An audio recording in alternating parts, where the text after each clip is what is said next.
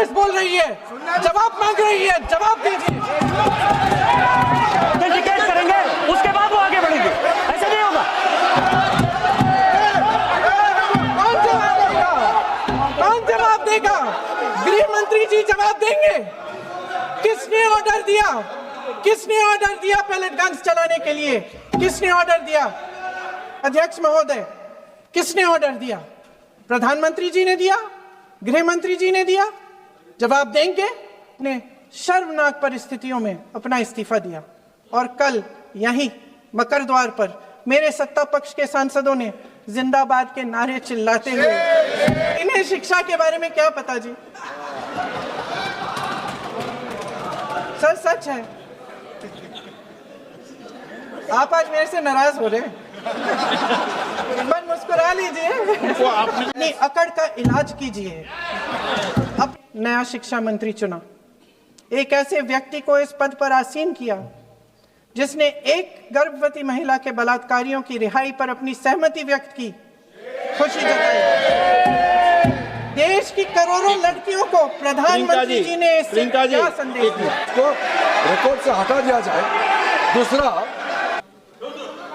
इस नई कमेटी में तो एक एक्स-आईबी चीफ, अरे फिर चिल्लाएंगे, एक एक्स-आईबी चीफ, एक आईटी कंपनी के मालिक और एक गौमूत्र के विशेषज्ञ भी हैं। आप जेन जी का भरोसा वापस जीतना चाहते हैं तो नए नए एंगल से अपने फोन से नए नए वीडियो बनाने से नहीं होगा।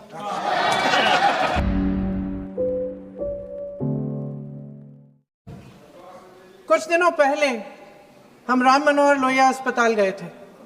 पुलिस लाठीचार्ज में घायल दिल्ली की उस छात्र की स्थिति जानने के लिए जो आईसीयू में अपनी जिंदगी की सबसे बड़ी लड़ाई लड़ रही है। हमसे कुछ ही समय पहले आदरणीय स्वास्थ्य मंत्री जी श्री जेपी नड्डा वहां गए थे और उनसे कुछ समय पहले अन्य नेता भी गए। जब तक हम वहां पहुंचे, उस लड़की की मां नेताओं के आने जाने से गुस्से में थी। हाँ? सुन लीजिए, सुनिए, किसी की पीड़ा का मजाक नहीं उड़ाते, किसी कोई भी हो किसी की पीड़ा का मजाक नहीं उड़ाते। आप संसद में बैठे हैं, निशिकांत जी आप बना रहे हो। जब तक हम वहां पहुंचे, उस लड़की की मां नेताओं के आने जाने से गुस्से में थी। किस लिए आए हो? उसने आईसीयू के दरवाजे के बाहर खड़े होकर हमें पूछा। हमारे सामने कांपते हुए हाथ जोड़े कहने लगी कि धन्यवाद आप आए हैं, ठीक है, मगर मुझे किसी से नहीं मिलना, मुझे किसी से बात नहीं करनी। महोदय, उस मां की पीड़ा से उसका पूरा शरीर कांप रहा था, लेकिन उसने दृढ़ आवाज में कहा, सुबह से बड़े बड़े लोग यहां आ रहे हैं, एक के बाद एक वीडियो बना रहे हैं, वह भी आए जिन्होंने मेरी बेटी का ये हाल किया है। किस लिए? उसने हमसे पूछा। किस लिए? मेरी बेटी की बलि तो चढ़ गई है, लेकिन उसे कुछ भी हो जाए तो मैं उसके लिए अपने आप लड़ूंगी। मुझे किसी की मदद नहीं चाहिए, मैं अकेले लड़ लूंगी। महोदय, शायद मुझे यहाँ खड़े होकर सबके सामने ये बात नहीं कहनी चाहिए, मगर उस माँ की गुहार ने मुझे शर्मिंदा किया। उसके दिल के टूटने की वो आवाज़ जो अस्पताल की दीवारों से में गूंज रही थी, मेरे मन में अभी भी गूंज रही है। इसलिए उस माँ की इजाज़त लिए बिना मैं आपके द्वारा आदरणीय प्रधानमंत्री महोदय जी और आदरणीय गृह मंत्री महोदय जी से पूछना चाहती हूँ कि क्या ज़रूरत थी एक मासूम बच्ची पर इस तरह दमन करने की? क्या ज़रूरत थी उन छात्रों पर आंसू गैस चलवाने की, उन पर लाठियां बरसाने की, उन पर वाटर कैनन्स चलवाने की? क्या ज़रूरत थी उन नौजवान लड़कियों को जलील करते हुए उनके कपड़े फाड़ने की, उनको बेरहमी से गंदी तरह पिटवाने की? देश के युवाओं पर पैलेट गन्स और AK-47 चलवाने की क्या आवश्यकता थी? क्या वे आतंकवादी थे? क्या आतंकवादी हैं? टेररिस्ट हैं? हाँ, कांग्रेस बोल रही है, हाँ, कांग्रेस बोल रही है। जवाब दीजिए, जवाब दीजिए। कांग्रेस बोल रही है, जवाब मांग रही है, जवाब दीजिए। कौन जवाब देगा? कौन जवाब देगा? गृह मंत्री जी जवाब देंगे। किसने ऑर्डर दिया? किसने ऑर्डर दिया पैलेट गन्स चलाने के लिए? किसने ऑर्डर दिया? आपके माध्यम से मैं पूछती हूं अध्यक्ष महोदय, किसने ऑर्डर दिया? प्रधानमंत्री जी ने दिया? गृह मंत्री जी ने दिया? जवाब देंगे? पूरा देश पूछ रहा है, सिर्फ कांग्रेस पार्टी नहीं पूछ रही है, पूरा देश पूछ रहा है। अध्यक्ष महोदय, देश के माता पिता पूछ रहे हैं, छात्र पूछ रहे हैं, अध्यापक पूछ रहे हैं, पूरा देश आज ये पूछ रहा है। और आपकी जिम्मेदारी बनती है कि आप इस सवाल का जवाब दें। क्यों डरते हैं आप इस देश के नौजवानों से? क्यों डरते हैं आप इस देश की बुलंद आवाज से? और उस आवाज को दबाने का हक आपको किसने दिया है? महोदय, ये सदन यहाँ बैठे हुए सांसदों की जागीर नहीं है, ये इस देश की अमानत है। यहाँ बैठे हम सब इस देश की जनता, इस देश के युवाओं, बुजुर्गों, गरीबों, अमीरों और सब धर्मों, सब वर्गों के देशवासियों के सेवक हैं। हम उनके प्रतिनिधि हैं और ये सत्ता हमें उन्होंने ही दी है। इस देश का संविधान हमारी सर आंखों पे, इस देश का लोकतंत्र सर्वोपरि है, इसे ध्वस्त करना पाप है। यह करोड़ों जनता हमसे सिर्फ एक चीज मांगती है, जवाबदेही। इंग्लिश में इसे अकाउंटेबिलिटी कहते हैं। हमें सत्ता देकर, हमें यहां तक लाकर सिर्फ उसकी ये गुहार है कि जो हम करें उसकी भलाई के लिए करें, और अगर उनके साथ अन्याय हो तो हम उनके प्रति जवाबदेह बने और उन्हें न्याय दिलवाएं। पिछले दिनों हजारों बच्चे सड़क पर उतरे, उन्होंने अपनी पीड़ा व्यक्त की, गांधी जी के दिखाए हुए रास्ते पर अहिंसा और सत्य को अपने दिलों में रखते हुए, गाते, मुस्कुराते हुए शांतिपूर्वक प्रदर्शन किया। लोकतंत्र के सबसे पवित्र सिद्धांत के तहत उन्होंने अपनी आवाज उठाने का अधिकार कायम किया। ये उस भारत के बच्चे हैं जो गांव में रहते हैं, जो महानगरों में रहते हैं, जो छोटे कस्बों में, छोटे शहरों में रहते हैं, जहां माँ अपने गहने बेच देती है, पिता अपनी जमीन गिरवी रख देता है, एक परिवार अपनी पूरी जिंदगी की कमाई बच्चे के सपने पर खर्च देता है। और अब उन्हीं बच्चों को लगने लगा है कि आज इस देश में मेहनत से ज्यादा बेईमानी मायने रखती है, मेरिट से ज्यादा पैसा मायने रखता है। तब सिर्फ एक छात्र नहीं हारता, उम्मीद हारती है। इन परेशान बच्चों ने अपनी उम्मीदें आपसे साझा की। उनकी मांगे क्या थी? कि पेपर लीक करके उनके साथ जो बार बार अन्याय किया जा रहा है उस पर कार्रवाई की जाए, कि जो सिस्टम उनके भविष्य को कुचल रहा है उसे सुधारा जाए, कि जो माफिया उन्हें घेरे हुए है उसे हटाया जाए, कि जिस मंत्री के कार्यकाल में यह सब हुआ वह इस्तीफा दे, कि उन पर बर्बरता करने वालों पर कार्रवाई की जाए और उसके लिए माफी मांगी जाए। बस यही उनकी मांग थी ना, कि जो शिक्षा और स्वतंत्र अभिव्यक्ति का अधिकार उन्हें संविधान ने दिया है उसे कायम रखा जाए।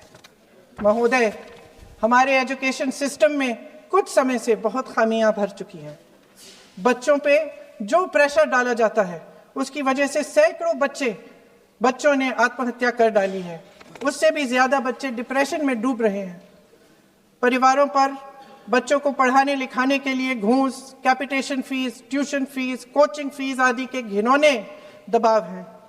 लोन लेने पड़ते हैं, सामान बेचना पड़ता है और उसके बावजूद कोई गारंटी नहीं कि उनके बच्चों के भविष्य मजबूत बन पाएंगे, क्योंकि बेरोजगारी चरम पे है। इस सरकार ने रोजगार पैदा करने वाले सभी सेक्टर्स को लगातार कमजोर किया। एग्जामिनेशन सिस्टम खुद फेल हो गया है।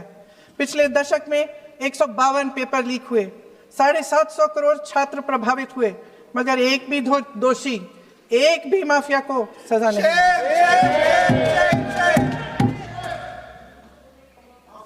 हमारे एजुकेशन में आरएसएस के प्रचारकों को भर भर कर उसे खोखला बना दिया है।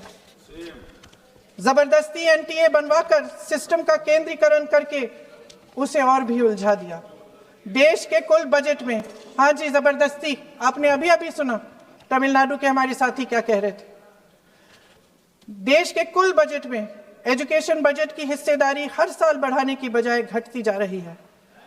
1.4 लाख करोड़ रुपया का पूरा बजट एजुकेशन बजट है और 1.32 लाख करोड़ सिर्फ नीट देने वाले 22 लाख बच्चों के परिवारों से हर साल खींचा जाता है। एक और शर्मनाक आंकड़ा भी है। 1.4 लाख करोड़ रुपया हमारा पूरा एजुकेशन बजट और 16 लाख करोड़ रुपए जो मौजूदा सरकार ने बड़े उद्योगपतियों के लोन माफ किए हैं। सोचिए कि इस सरकार की प्राथमिकताएं क्या है। सच ये है अध्यक्ष महोदय कि जिस तरह अस्पताल में उस छात्रा की मां का विश्वास पूरे सिस्टम से हट गया है, उसी तरह देश के युवाओं का भरोसा इस पूरे सिस्टम से टूट चुका है। और जब इस तरह देश के भविष्य हमारे युवा निराश होकर सरकार और सिस्टम से अपना भरोसा हटा देते हैं, तो उस भरोसे को फिर से बनाने के लिए सिस्टम के अंदर से जवाब नहीं ढूंढा जा सकता, उसके दायरे से बाहर निकलना पड़ता है, नए सिरे से ठोस प्रयास करने पड़ते हैं। अफसोस की बात यह है अध्यक्ष महोदय कि इतना हो जाने के बाद भी आदरणीय प्रधानमंत्री महोदय जी और उनके साथी इस सच्चाई को समझ नहीं पा रहे हैं। वे अभी भी ये सोच रहे हैं कि पीआर, नैरेटिव चेंज और पालतू मीडिया के सहारे एक बार फिर उनकी नैया पार हो जाएगी। परसों शिक्षा मंत्री जी ने शर्मनाक परिस्थितियों में अपना इस्तीफा दिया और कल यहीं मकर द्वार पर मेरे सत्ता पक्ष के सांसदों ने जिंदाबाद के नारे चिल्लाते हुए उनका संसद में ऐसे स्वागत किया जैसे मानो कोई सुपरस्टार पहुंच गए हैं।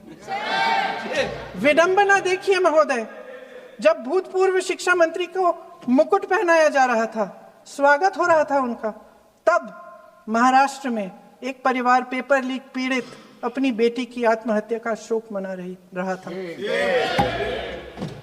आपकी सरकार ने देश के करोड़ों छात्रों को क्या संदेश दिया? आपको किस बात का गौरव है, किस बात का अभिमान है? ये कौन सा अहंकार है?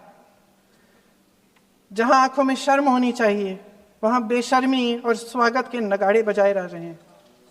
एक तरफ मातम है, दुख है, यहां फूल माला डाल रहे हैं। कोई आप पर कैसे यकीन करे? प्रधानमंत्री महोदय जी ने नया शिक्षा मंत्री चुना, एक ऐसे व्यक्ति को इस पद पर आसीन किया जिसने एक गर्भवती महिला के बलात्कारियों की रिहाई पर अपनी सहमति व्यक्त की, खुशी जताई। देश की करोड़ों लड़कियों को प्रधानमंत्री जी ने इससे क्या संदेश दिया? सर, अखबारों में है। अखबार में नहीं, मेरा कुछ भी बोल के चले जाते हैं क्या? अरे तो कैसे, क्या है इनके पास? ऐसा ही कोई आरोप लगा दीजिएगा। कोई नियम कानून नहीं है।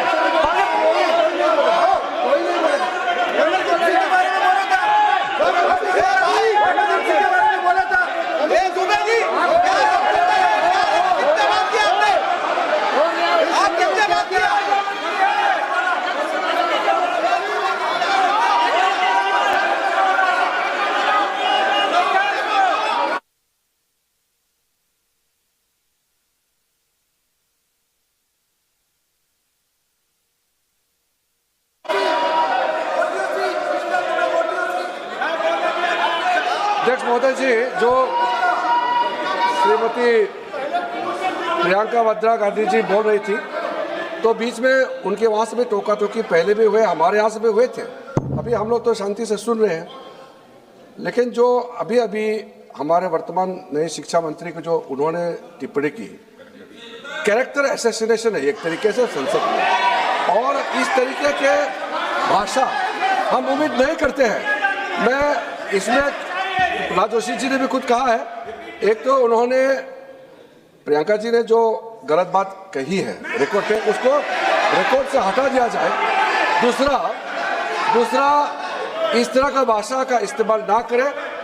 आपने डिबेट से पहले आपने अपील किया कि संसद में डिबेट का स्तर को नहीं गिराने चाहिए। उनके पार्टी के वो सीनियर लीडर है, वो पहली बार चुन के आए हैं, मगर उनके पार्टी में सीनियर है, जिम्मेदारी के साथ बोलना चाहिए।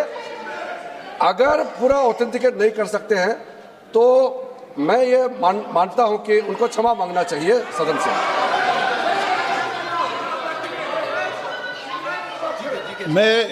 मेरा मत ये सदन के अंदर, ये सदन सर्वोच्च लोकतांत्रिक संस्था का सदन है, इसका एक एक शब्द हमेशा रिकॉर्ड में रहता है। मैं माननीय सदस्य से आग्रह करूंगा कि बिना तथ्यों के हमें इस तरीके के सदन के पटल पर बात नहीं करनी चाहिए।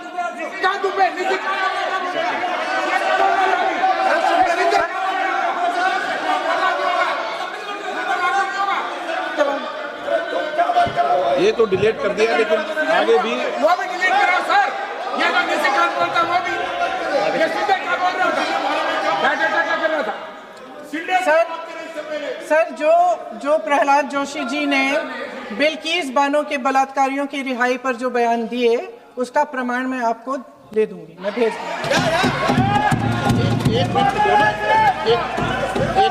मैं ऑथेंटिकेट कर लूंगा।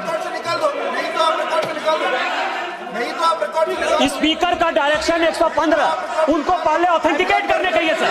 ऑथेंटिकेट करेंगे उसके बाद वो आगे बढ़ेंगे, ऐसे नहीं होगा। पहले ऑथेंटिकेट करने दो सर, उनको ऑथेंटिकेट करने के लिए कहिए, ऑथेंटिकेट करने कहिए उनको। प्लीज सर प्रियंका जी को ऑथेंटिक करना चाहिए, ऑथेंटिकेट करना चाहिए, और जो मिस इन्फॉर्मेशन कर रहे हैं, नहीं तो मिस इन्फॉर्मेशन के लिए कार्रवाई करना चाहिए सर। ये क्या कुछ भी बोल के चल सकता है क्या? और procedure for the minister the correcting the mistake 114 में अगर वो आपने जो रूल का जिक्र किया 353 में, मुझे कोई नोटिस नहीं दिया है, मैं इधर प्रेजेंट हूँ, और मैंने ऐसे कैसे बिना ऑथेंटिकेशन बोल सकते हैं, मुझे बिना नोटिस दिए हुए। इसलिए मैं इसको खंडन करता हूँ और उसको एक्सपेल करना चाहिए और उनको माफी मांगना चाहिए।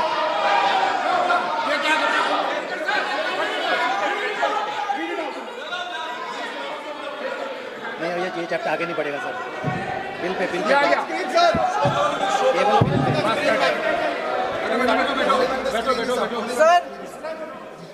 Sir here is a newspaper article. Sir पूरा बुक ले गया आपने, बुक ले गया सकता है sir, written by a respected journalist, I will authenticate using this sir। माननीय सदस्य प्लीज इसको छोड़ दें।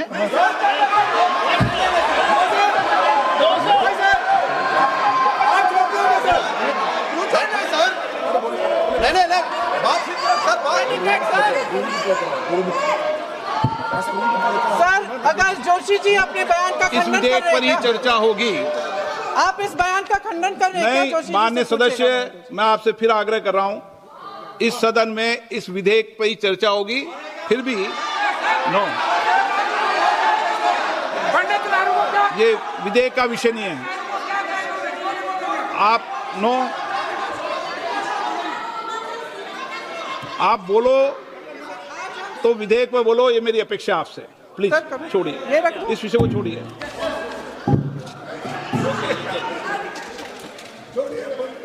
आज हम सदन पटल पर एक ऐसे विधेयक में संशोधन पर डिबेट कर रहे हैं जो 2024 में पारित हो चुका था, और इसमें मुख्य संशोधन यही है कि पेपर लीक के अन्य अपराधों के लिए सजा बढ़ाई जाएगी। मगर जब से ये विधेयक पारित हुआ, तब से अब तक इस सरकार ने एक भी अपराधी को सजा नहीं दी। आपने देखा है कि कल और परसों से फेस रिकॉग्निशन द्वारा प्रदर्शन करने वाले बच्चों के नाम और पते सार्वजनिक किए जा रहे हैं, मगर यही काम पेपर लीक करने वाले अपराधियों के लिए अभी तक नहीं किया गया। ना इस विधेयक में पेपर लीक रोकने के कोई ठोस कदम है। इससे देश के युवाओं का भरोसा कैसे बनेगा? अध्यक्ष महोदय, आदरणीय प्रधानमंत्री महोदय जी को आपके माध्यम से मैं कहना चाहती हूं कि शायद उन्हें अपने सलाहकार बदलने चाहिए। वे असलियत से एकदम टूट चुके हैं। नई कमेटियां बनाने से काम नहीं चलेगा। उनका अध्यक्ष चाहे कोई भी हो, राधा कृष्ण कमेटी भी व्यवस्था में सुधार लाने के लिए बनी थी। आज तक उसकी एक सिफारिश लागू नहीं हुई है, और इस नई कमेटी में तो इस नई कमेटी में तो एक एक्स आईबी चीफ, फिर चिल्लाएंगे, एक एक्स आईबी चीफ, एक आईटी कंपनी के मालिक और एक गौमूत्र के विशेषज्ञ भी हैं।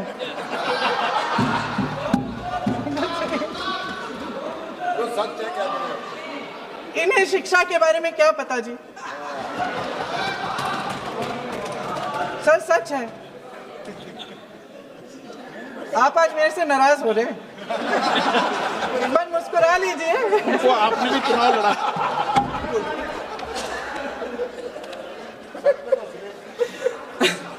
सर, फास्ट ट्रैक कोर्ट्स का रिकॉर्ड पहले से ही बहुत खराब है। वैसे भी कल की सुनवाई में सीबीआई का वकील पेश ही नहीं हुआ। संसद में विपक्ष को दोषी ठहराने से, खोखले राजनीतिक खेल खेलने से काम नहीं चलेगा। आप जेन जी का भरोसा वापस जीतना चाहते हैं तो नए नए एंगल से अपने फोन से नए नए वीडियो बनाने से नहीं होगा। प्रधानमंत्री जी को कैमरे का एंगल नहीं, दिल का एंगल बदलना पड़ेगा। ये जनरेशन जागरूक है, समझता है, झूठ पहचानने की उसकी अपार क्षमता है। इनका दिल और दिमाग जीतने के लिए आपको सच्चाई पर उतरना पड़ेगा। आपके शासन के चलते इस नौजवान पीढ़ी के साथ घोर अन्याय हुआ है, बर्बरता हुई है। इस सच्चाई को स्वीकार करिए। अपनी जिम्मेदारी से पीछे हटने से काम नहीं चलेगा। आदरणीय प्रधानमंत्री महोदय जी, आपको जिम्मेदारी लेनी पड़ेगी, ठोस कदम उठाने पड़ेंगे। शिक्षा विशेषज्ञों को इकट्ठा कीजिए, छात्रों, अध्यापकों, सभी स्टेक होल्डर्स को साथ लेकर, अन्य विचारधाराओं के थॉट लीडर्स के साथ गहरी चर्चाएं करवाकर एक नई शिक्षा प्रणाली तैयार कीजिए। मौजूदा नेशनल एजुकेशन पॉलिसी में 8 महीने तो एग्जाम चलते हैं, अध्यापकों को पढ़ाने का समय नहीं मिलता। सिर्फ आरएसएस के लोगों से भरने की बजाय सिस्टम को शिक्षित, एजुकेटेड, उन्नत और उदार दृष्टिकोण के लोगों से भी भरिए, जिनकी योग्यता सिर्फ उनकी विचारधारा न हो। रोजगार पैदा करने के सख्त कदम उठाइए, इस पर फोकस करिए। मेडिकल कॉलेजेस की संख्या बढ़ाइए, चिकित्सा शिक्षा का विस्तार कीजिए, ताकि ये बच्चे जो मेहनत कर कर के भी अपने भविष्य नहीं बना पा रहे हैं, एक उज्जवल भविष्य का सपना देख पाए। अध्यक्ष महोदय, छात्रों को सड़क से हटाया जा सकता है, लेकिन उनके सवालों को नहीं। हर लाठी जो किसी लड़की पर, किसी लड़के पर चली है, वे बच्चों की पीठ से ज्यादा सरकार की साख पर पड़ी है। देश के नौजवान न्याय मांग रहे हैं, भीख नहीं। वे यहाँ सरकार गिराने नहीं, अपना भरोसा बचाने के लिए आए थे। अध्यक्ष महोदय, आपके माध्यम से मैं सरकार को कहना चाहती हूँ, अपनी साख बचाइए, अपनी नीयत ठीक करिए, अपनी अकड़ का इलाज कीजिए, अपने वादों पर अमल कीजिए। आपके शासन में हमने बड़ी बड़ी चोरियां देखी हैं। चुनाव में वोटों की चोरी,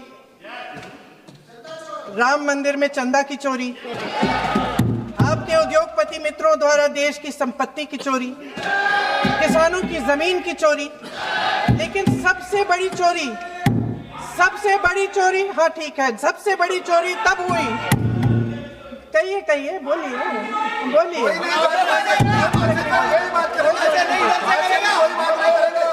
सुन लीजिए, शांति से सुन लीजिए, शांति से सुन लीजिए। आपको मौका मिलेगा, आप जितनी भी चोरियों की बात करना चाहते हैं आप कर लीजिए, अभी मेरा समय है। सबसे बड़ी चोरी तब हुई जब देश के नौजवानों के भविष्य, उनके सपने चुराए गए। भविष्य की चोरी, सपने की चोरी किसी भी चोरी से कहीं बड़ी होती है महोदय। अगर देश का युवा निराश हो जाए, अगर देश का युवा निराश हो गया, उसकी उम्मीद टूट गई, तो सबसे बड़ी हार भारत की हार होगी। और हम कांग्रेस और विपक्ष के लोग जान दे देंगे, मगर भारत की हार नहीं होने देंगे। जय हिंद।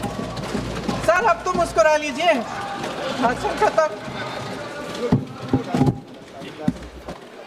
खबरों में बने रहने के लिए फोरम 4 को सब्सक्राइब करें और नोटिफिकेशन पाने के लिए बेल आइकन दबाएं।